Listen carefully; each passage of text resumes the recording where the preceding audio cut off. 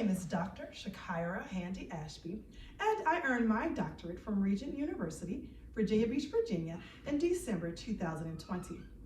My dissertation is titled, A Product of the Environment, the Effects of Environmental and Social Factors on Recidivism as it compares to Reciprocal Determinism.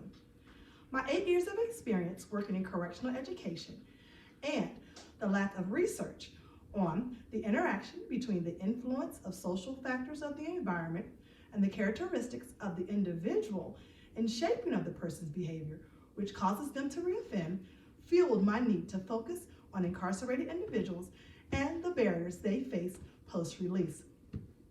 Data collection for my phenomenological study included 3 instruments: a consent form, a demographic profile, and 11 semi-structured interview questions. The interviewees included 8 male participants, all of whom served time on at least 1 conviction. Pitfalls experienced during my doctoral journey were availability of the participants, distance to travel, and trust. My interviews were scheduled to take place during the morning into the afternoon. Since the participants resided in the shelter, they had to leave during the morning hours to seek employment.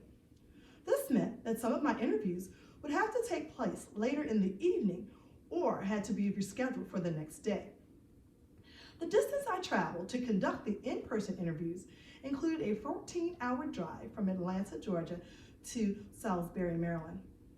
I chose the in-person interviews over sending a survey link for a more personal interaction with the participants. The participants were hesitant at first to trust me with their personal lived experiences. They were familiar with my background and the purpose of my study.